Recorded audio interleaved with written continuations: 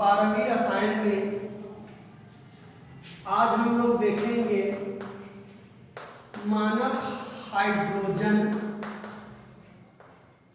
Electrode, जिसको short में SHE कहते हैं, स्टैंडर्ड हाइड्रोजन इलेक्ट्रोड। तो आपका प्रश्न ये होगा कि मानक हाइड्रोजन इलेक्ट्रोड को समझाइए। तो याद रखें, मानक हाइड्रोजन इलेक्ट्रोड मानक परिस्थितियों में बनाया गया ऐसा इलेक्ट्रोड है जिसमें जाहिर है हाइड्रोजन होगा और दाब एक वायुमंडलीय होगा, विलयन की सांद्रता 1m होगा और ताप 25 सेल्सियस या 298 केल्विन होगा मानक परिस्थिति। तो मानक हाइड्रोजन इलेक्ट्रोड का चित्र बनाएंगे तो इसमें एक कांच का पात्र होता है जिसमें 1m सांद्रता का HCl विलयन भरा होता है। इसके बीच में एक और कांच की नली होती है। ये कांच की नली बना रहा हूं बीच में, चित्र आप लोग बुक से देख के बनाएंगे, मैं समझा रहा हूं। यहाँ पे एक और कांच की नली होती है जिसमें प्लेटिनम के तार में आप लोगों का प्लेटिनम की पत्ती लगी होती है और इस प्लेटिनम की पत्ती में प्लेटिनम ब्लैक की कोटिंग चढ़ी होती है, मतलब परत चढ़ी होती है। तो आप चित्र को बुक देख से लेके बनाएंगे, ये आपका पारा संपर्क बनाने के लिए करते हैं। यहाँ पे जगह होगा जहाँ से हाइड्रोजन गैस प्रवाहित करते हैं एक वायुमंडलीय दाब पर। ये आपकी प्लेटिनम का तार है, ठीक है, और ये आप लोगों का प्लेटिनम की पत्ती है जिसमें प्लेटिनम ब्लैक की परत चढ़ी होती है। यहाँ पे हम लोग भर देते हैं आप लोगों का 1m सांद्रता वाला HCl विलयन को भर दिए। बेटा हाइड्रोजन गैस जब प्रवाहित करेंगे तो हाइड्रोजन गैस है प्लेटिनम के चारों तरफ अधिशोषित हो जाता है और इसमें छिद्र भी होते हैं। बेटा कुछ हाइड्रोजन गैस बुलबुलों के रूप में इस कांच का जैकेट है, ये जो प्लेटिनम की पत्ती है उसको कांच के जैकेट से, बेलनाकार जैकेट से घेरे रहते हैं। तो जैकेट में छिद्र होता है जिससे हाइड्रोजन गैस बुलबुलों के रूप में बाहर भी निकलता है। तो दो काम हो रहा, हाइड्रोजन गैस प्लेटिनम की पत्ती पे अधिशोषित हो रहे हैं और शेष हाइड्रोजन गैस बाहर निकल रहा है। तो इस प्रकार से हाइड्रोजन की जो साम्य अवस्था बनी रहती है विलयन और पत्ती के बीच में, उसका आपका ये रहता है। गलती से आपका हाइड्रोजन यहाँ से छोड़ा तो ये ग्रहण कर लेगा और इधर कम हुआ तो पत्ती का चला जाएगा। तो साम्य अवस्था में रहते हैं इसलिए। तो मैं बनावट को एक बार फिर बोल रहा हूँ बेटा, कांच के पात्र में 1m सांद्रता का HCl विलयन भर देते हैं अपन, ठीक है ना। बीच में एक नली होती है जिसमें प्लेटिनम की क्या होती है, तार होती है, उसके निचले सिरे पर प्लेटिनम की पत्ती लगी होती है जिसमें प्लेटिनम ब्लैक की कोटिंग होती है, ठीक है ना। इसको चारों तरफ एक जैकेट से घेर देते हैं, कांच के बेलनाकार जैकेट से, जिसके ऊपर में छिद्र होता है जिसमें एक वायुमंडलीय दाब पर हाइड्रोजन गैस प्रवाहित करते हैं, ठीक है। ये हाइड्रोजन गैस प्लेटिनम की पत्ती पर अधिशोषित होती है और बची हुई हाइड्रोजन गैस ये जो जैकेट में छिद्र है उससे बाहर निकल के विलयन में चले जाते हैं बुलबुलों के रूप में। इस प्रकार से प्लेटिनम की पत्ती और विलयन में हाइड्रोजन साम्य अवस्था में रहता है। ये रहा आपका सिंपली बनावट, ठीक है। कार्य विधि क्या होगा बेटा, ऑक्सीकरण होगा या अपचयन होगा। इसका मानक अपचयन विभव 0 होता है। तो अब इसमें ऑक्सीकरण होगा या अपचयन होगा। तो अभिक्रिया कैसी होगी आप लोगों की, हाइड्रोजन है, हाइड्रोजन जो गैस के रूप में है, कहाँ लिखूं बेटा, ये चित्र मिटा देता हूं, नहीं है जगह, आप लोग बुक से देख के लिखेंगे। हाइड्रोजन जो कि गैस के रूप में है बेटा, साम्य अवस्था में रहेंगे, बोले आप लोग 2H+ आयन और 2 इलेक्ट्रॉन त्याग देगा। ये सेल का समीकरण होगा। हाइड्रोजन साम्य अवस्था में बताने के बाद सीधा आ गया आपका, ये साम्य अवस्था हो गया हाइड्रोजन में, ठीक है। अब यहाँ पे हाइड्रोजन इलेक्ट्रोड है, दो प्रकार से काम कर सकते हैं बेटा।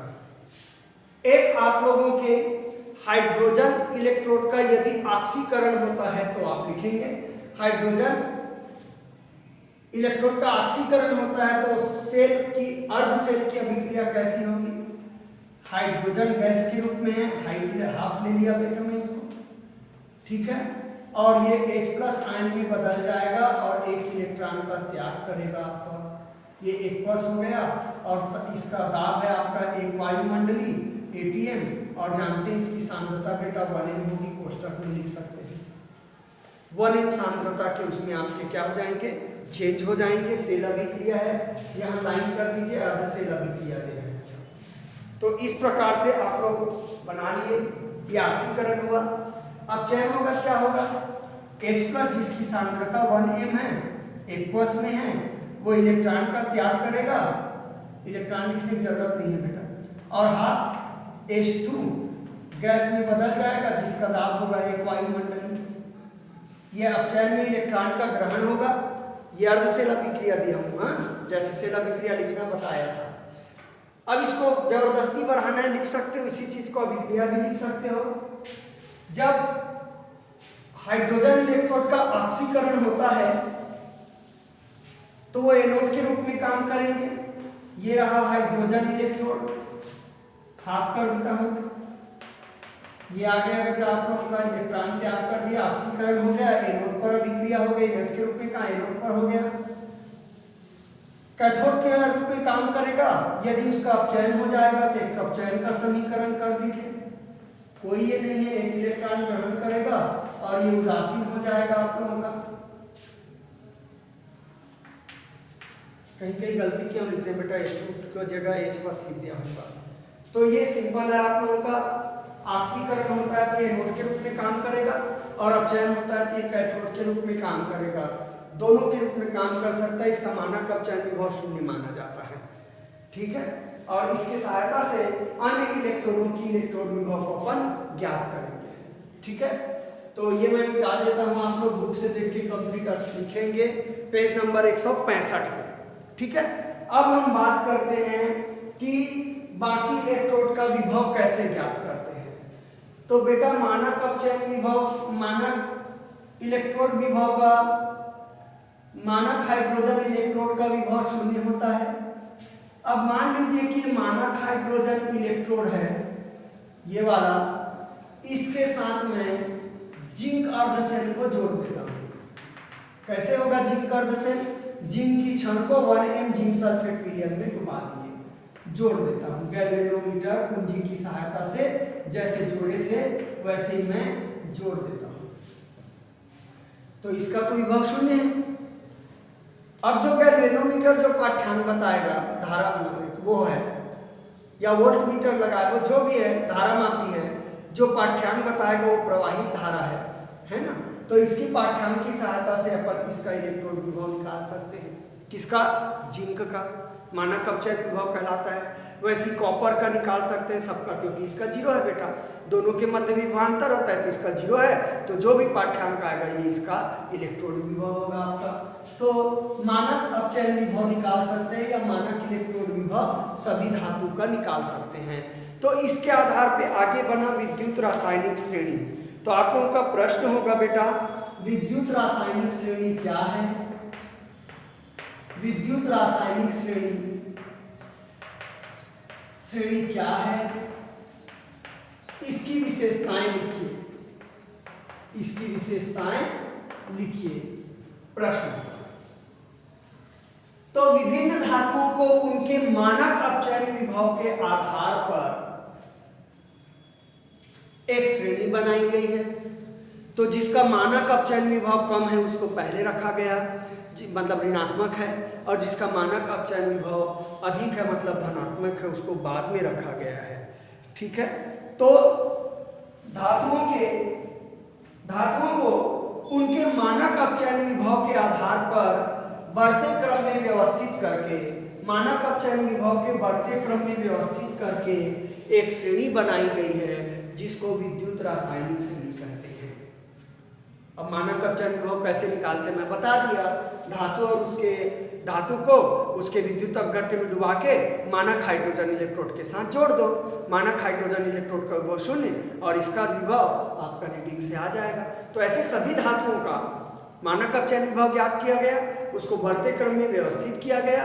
तो मानक अपचयन विभव के बढ़ते क्रम में धातुओं को व्यवस्थित करने पर जो श्रेणी मिल गई उसको अपन क्या कहते हैं, विद्युत रासायनिक श्रेणी कहते हैं। ठीक है, अब विद्युत रासायनिक श्रेणी की विशेषताएं तो मोटे मोटे अक्षरों पे दिया आपका विद्युत रासायनिक से पेज नंबर 168 पे और 170 पे आप लोगों का विद्युत रासायनिक श्रेणी की विशेषताएं दिया गया है। तो बहुत आसान है बेटा, श्रेणी में जो धातु पहले रखे गए हैं या जो तत्व पहले रखे गए हैं, आप श्रेणी देखेंगे तो हाइड्रोजन बीच में आए हैं, इधर ऋणात्मक अपचयन विभव वाला है और इधर धनात्मक वाला आया हुआ है। ठीक है आपके, तो श्रेणी में जो तत्व पहले रखे गए हैं या जो धातु पहले रखे गए हैं वो हाइड्रोजन की तुलना में उनके इलेक्ट्रॉन त्यागने की प्रवृत्ति अधिक होती है। मतलब इलेक्ट्रॉन त्याग कर क्या बनाएगा, धनायन बनाएगा, यानी कि आसानी से ऑक्सीकरण होता है। यदि ऑक्सीजन हाइड्रोजन इलेक्ट्रोड के साथ जोड़ दें ऐसे धातु के इलेक्ट्रोड को, तो हाइड्रोजन इलेक्ट्रोड कैथोड का काम करेगा और ये एनोड का काम करेगा। तो श्रेणी में जितने भी धातु या तत्व हाइड्रोजन से पहले आए हैं उनके इलेक्ट्रॉन त्यागने की क्षमता हाइड्रोजन की अपेक्षा अधिक है, यानी कि उनके मानक अपचयन विभव क्या है, ऋणात्मक है। ठीक है, दूसरी बात, श्रेणी में जो धातु पहले है, आप देखेंगे बेटा लिथियम सबसे पहले है, तो उनकी इलेक्ट्रॉन त्यागने की क्षमता अधिक होगी, मतलब उसका ऑक्सीकरण होगा बेटा, तो ये अपचायक होगा। 11वीं इसी कक्षा में पढ़ेंगे ऑक्सीकरण अपचयन रसायन में ही, शायद 11वीं पढ़े होंगे, मैं 12वीं पढ़ा रहा हूँ आप लोगों को, तो 11वीं में आप लोग पढ़े होंगे ऑक्सीकारक अपचायक रेडॉक्स अभिक्रिया जो भी है। तो श्रेणी में जो तत्व पहले हैं, ऊपर है, लिथियम सबसे ऊपर है, तो इसमें इलेक्ट्रॉन त्यागने की क्षमता सबसे अधिक होती है, तो ये प्रबल अपचायक हुआ। और जो लास्ट में है श्रेणी में, फ्लोरीन सबसे आखिरी में है, इसके इलेक्ट्रॉन त्यागने की प्रवृत्ति बहुत कम है, तो ये इसकी ऑक्सीकरण क्षमता अधिक होती है, मतलब इसकी इलेक्ट्रॉन ग्रहण करने की प्रवृत्ति अधिक होती है। शुरू में उसकी इलेक्ट्रॉन त्यागने की प्रवृत्ति अधिक, प्रबल ऑक्सीकारक हुआ, और लास्ट में है फ्लोरीन, उसकी इलेक्ट्रॉन ग्रहण करने की प्रवृत्ति अधिक होती है और ये प्रबल ऑक्सीकारक होता है। दूसरा, तीसरा, इसी के आधार पर श्रेणी में ऊपर से नीचे जाएंगे तो अपचायक क्षमता घटेगी तत्वों की, क्योंकि ऊपर वाले को अधिक अपचायक बोल रहा हूं, लेकिन जब आप लोग ऊपर से नीचे जाओगे तो ऑक्सीकरण क्षमता बढ़ती है। ऊपर से नीचे जाने पर ऑक्सीकारक क्षमता तत्वों की कम होती है, परंतु ऑक्सीकारक क्षमता है वो बढ़ती है।